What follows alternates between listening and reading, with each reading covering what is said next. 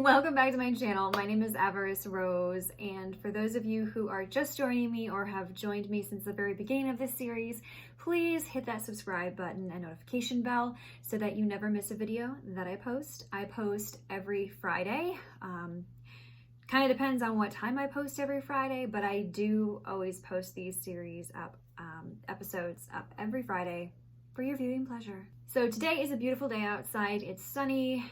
It's in the 80s here in Texas, and I have the window open a bit. I have my ring light in front of me, and I thought, let's talk about some spooky stuff.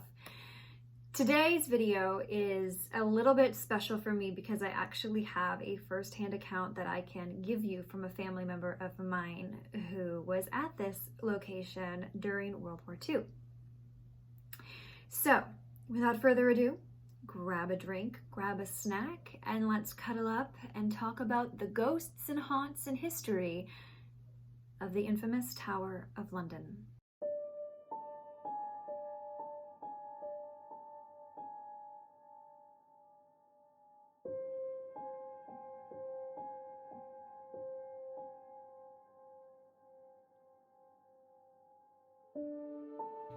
To talk about the Tower of London, we have to go back to 1066, which is when William the Conqueror invaded England.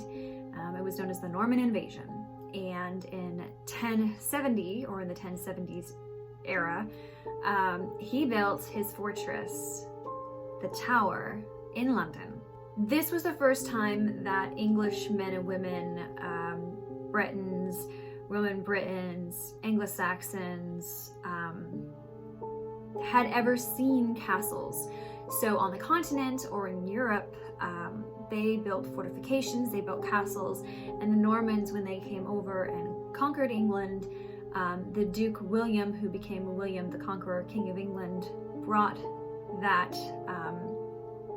technology with him and upsprung castles all over the countryside. The tower took 20 years to build. Masons arrived from Normandy, bringing with them stone from Caen in France. Most of the actual labor, though, was done by Englishmen. Now, it's nearly 1,000 years later, and the tower still is one of the most well-visited, well-known, well-documented, well-loved places in England. Throughout history, the tower was adapted and developed to defend and control the nation. So there was a multitude of different sieges that happened to this castle, a multitude of different kings and queens who took refuge in this castle, and a multitude of kings and queens who, especially queens, who were brought to the tower to await their coronation in the castle. Henry III reigned from 1216 to 72, and Edward I reigned from 1272 to 1307, expanded William's fortress, adding huge defensive walls with a series of smaller towers and enlarging the moat around the entire fortress. So, like I said before, the tower was used to protect kings and queens and their possessions. Arms and armor were made and tested here and stored until the 1800s. The tower also controlled the supply of the nation's money, so I believe all the coins of the realm were made at the Tower Mint in the reign of Edward I until 1810. Kings and queens also locked away their valuables and jewelry at the tower, and even today the crown jewels are protected by the garrison of soldiers stationed there, which, according to this picture, as you can see, the beautiful crown jewels, the Edward crown and all that, they're all there on display. You can go in and take a peek for yourself. Now, some of the soldiers at the tower look a little bit different from the soldiers you see stationed outside of Buckingham Palace. These are the famous yeoman warders. They are recognized as the soldiers who guard the tower all over the world, and they have been in place here at the tower for centuries. They were originally part of the Yeoman Guard, which was the monarch's personal bodyguard, and they traveled with him everywhere. Henry VIII, who reigned from 1507 to 1547, decreed that some of them would stay at the tower permanently because he trusted them so much. And they are also known as beefeaters. While the tower was made for defensive purposes in the very, very, very beginning, Towards the 16th century, medieval kings and queens also lived in luxurious apartments at the tower, some even choosing the tower as their main home of residence. They worshipped in the Chapel Royal, kept a menagerie of exotic animals, which lasted until the 19th century, and welcomed foreign rulers at magnificent ceremonial occasions here. And the menagerie is interesting. Very interesting.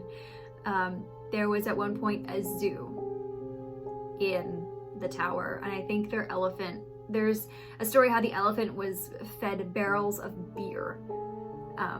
Not that an elephant should be drinking barrels of beer, but that's how the story goes.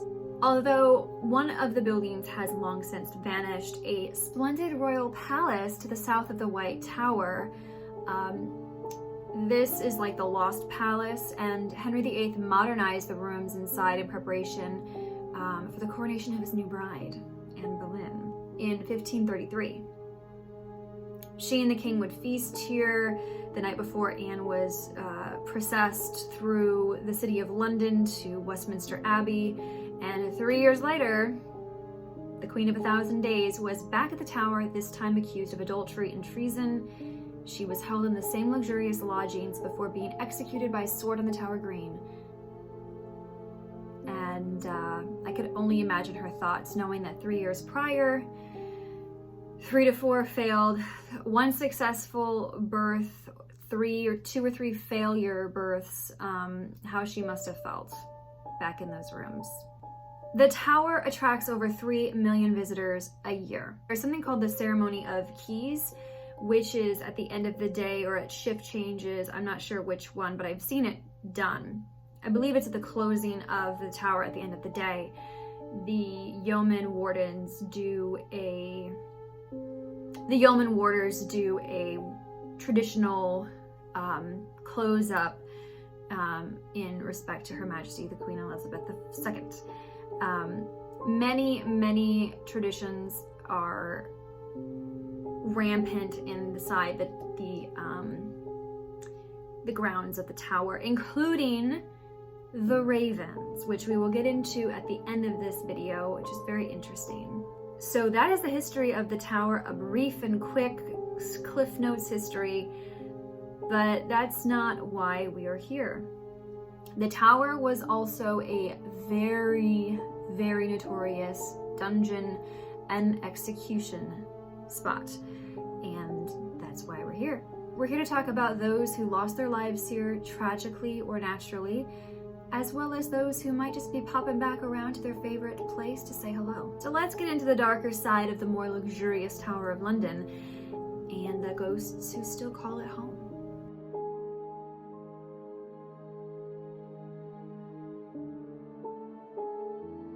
For over 900 years, England's Tower of London would strike terror into the hearts of prisoners and enemies of the state. The infamous fortress dates back to 1078, as previously stated, and was first used as a prison in 1100.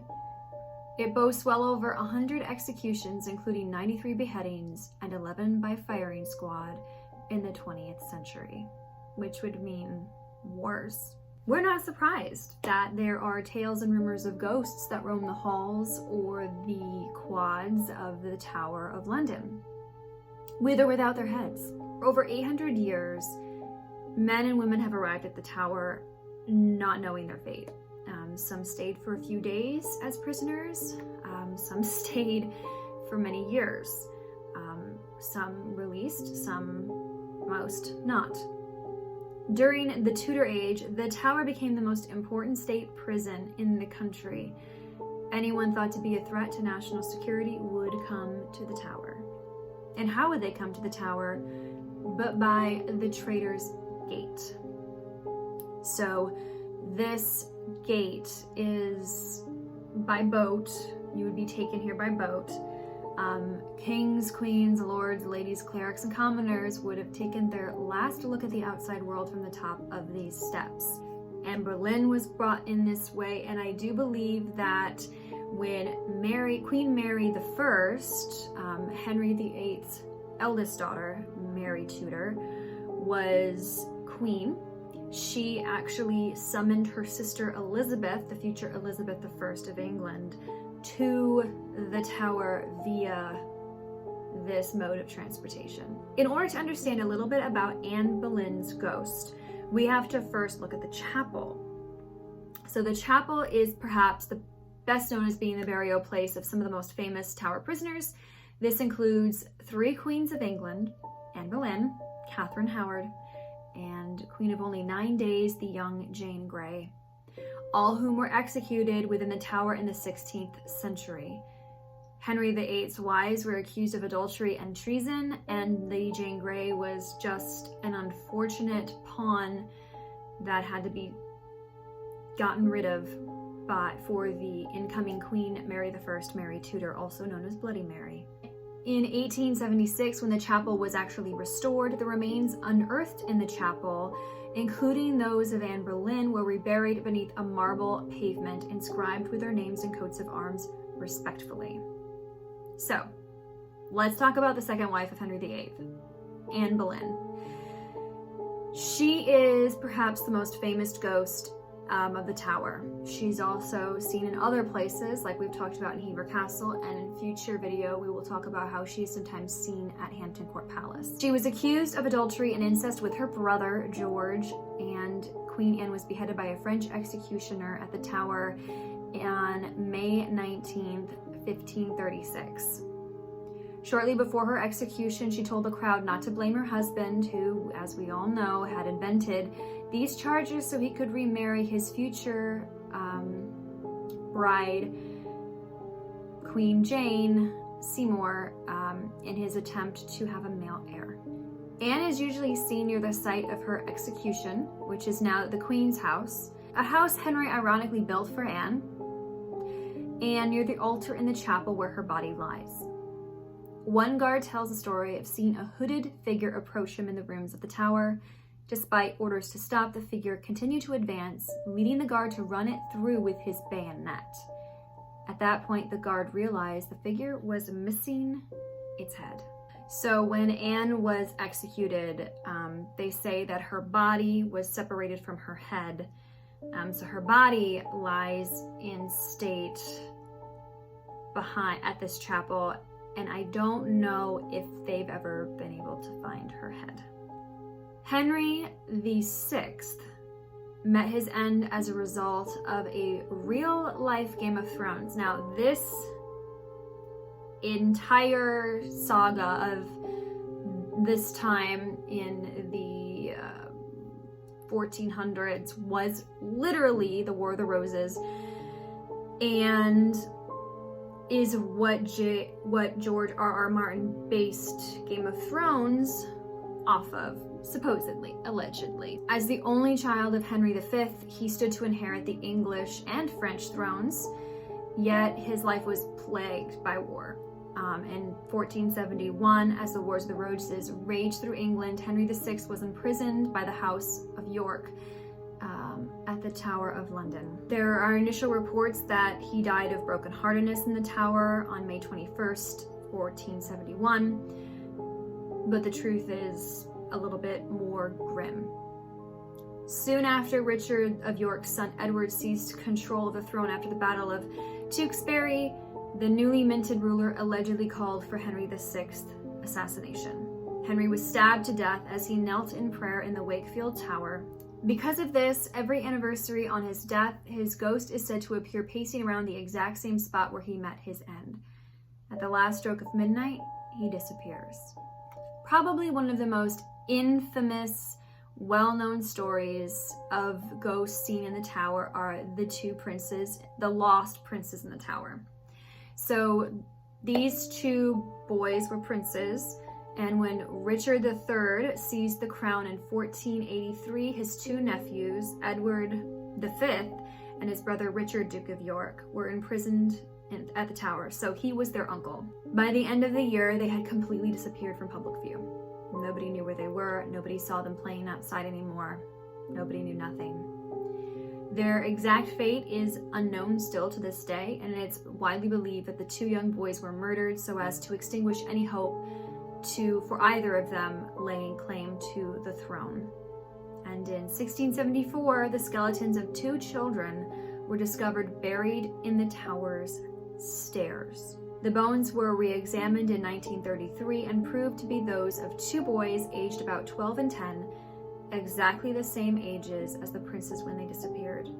King Charles II ordered a royal burial of the remains at Westminster Abbey of these 2 boys. Today, the specters of the 2 little princes have been seen in what is known as the Bloody Tower, dressed in their white nightshirts. They have also been spotted playing on the battlements, and more contemporarily, visitors to the tower report hearing the laughter of children throughout the halls and the grounds.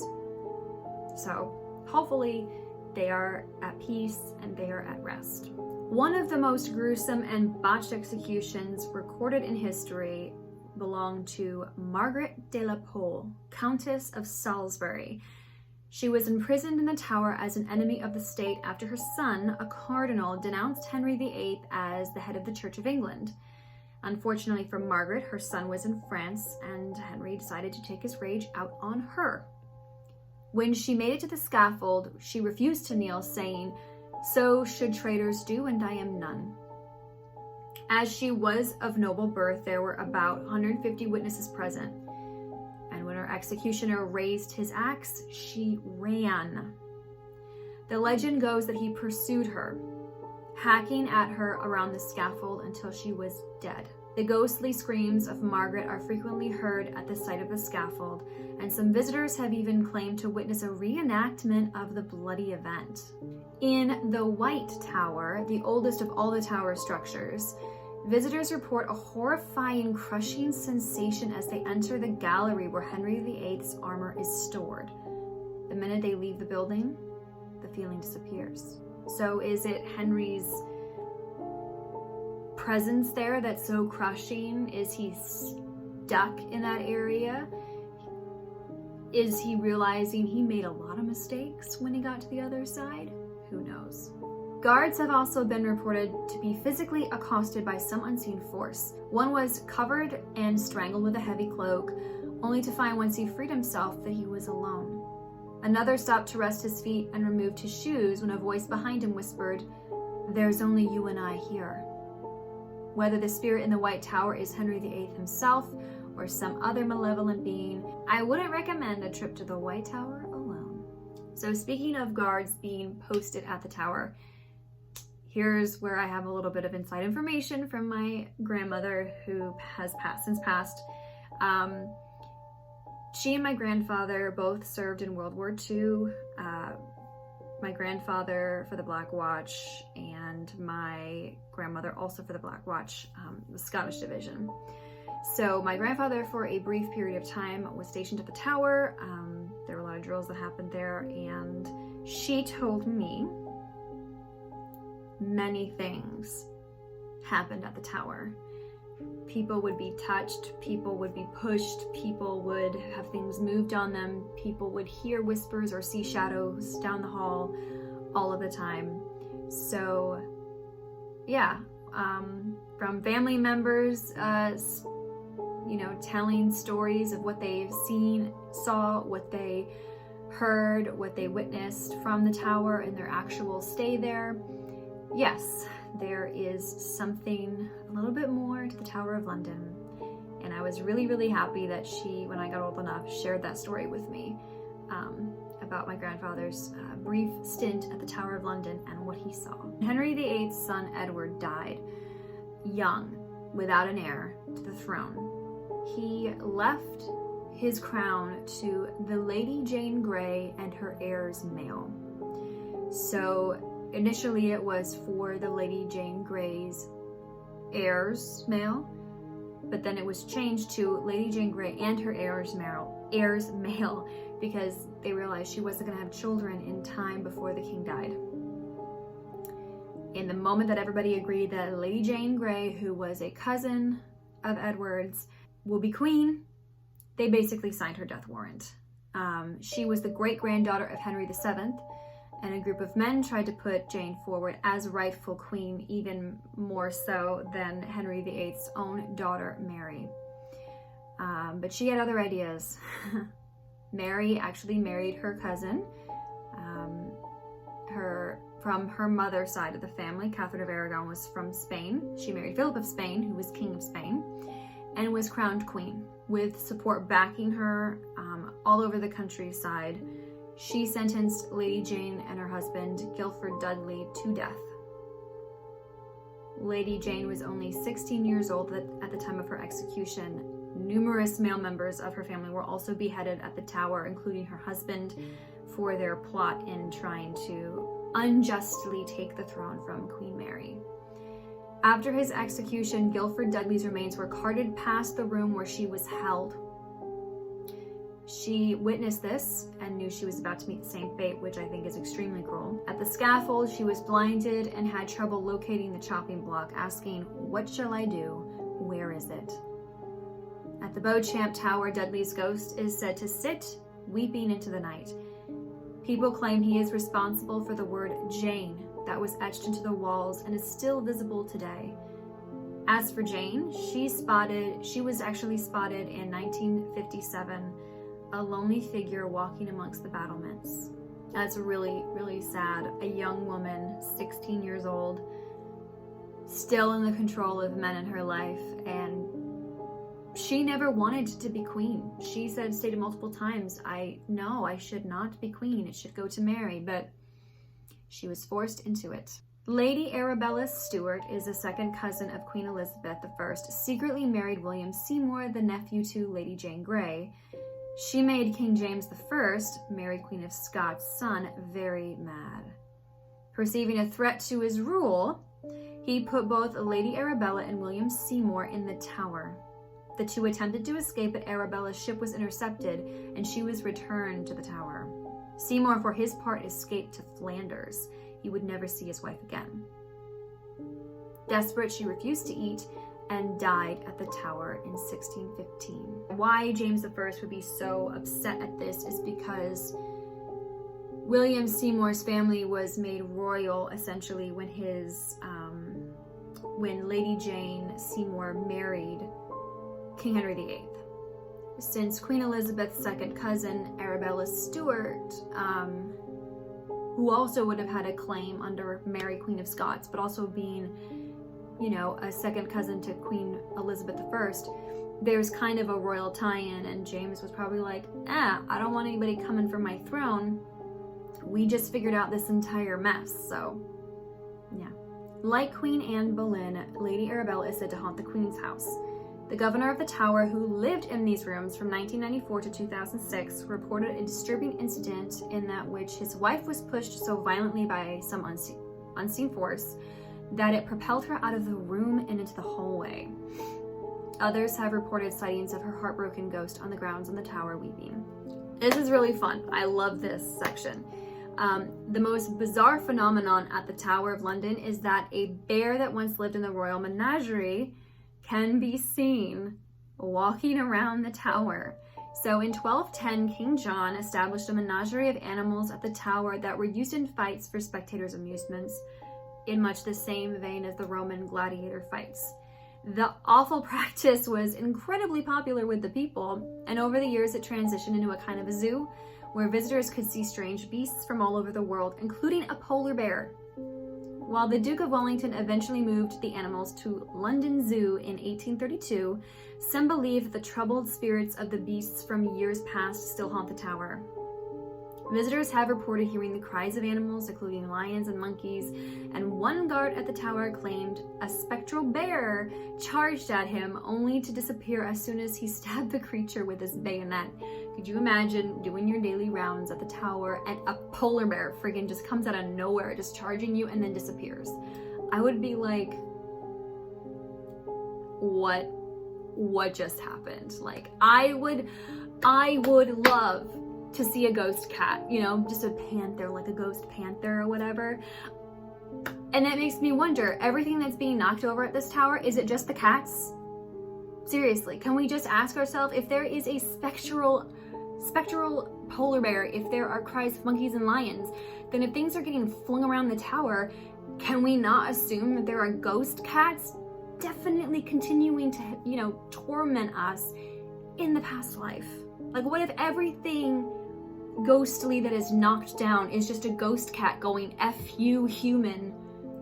I'm still here. Makes one wonder. Sorry, I get really excited about like the possibility of ghost cats. Sorry.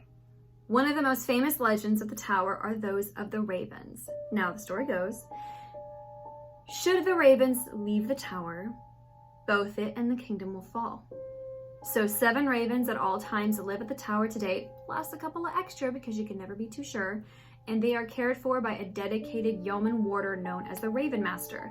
These ravens, I believe, can't fly. They have clipped wings because they are kept at the tower.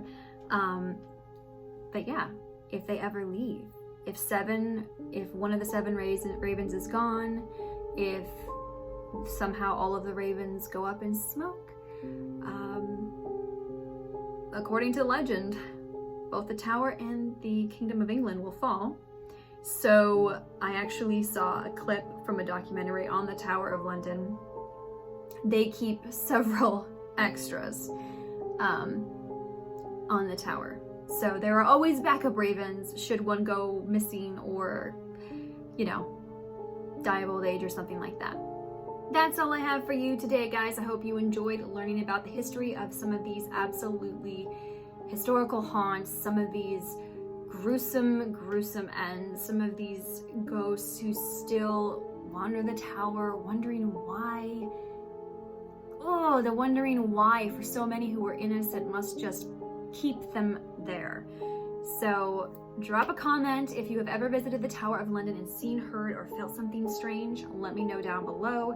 Let me know down below if you have any other places in England that you would like me to talk about. I'm coming to the end of my castle list, so I'm going to start doing abbeys and houses and estates and other parts of England, such as things like the Ram Inn, Hellfire Club, stuff of that nature. And then I'll probably move over to Scotland and then Wales and then Northern Ireland and then Ireland and move on to Europe and eventually around back to America, where I'm from, for Haunted America. If you like this video, leave a like. If you didn't, well, sorry. This is what I got. Just remember to be well, stay inside, stay safe, and stay sane. One love, you guys.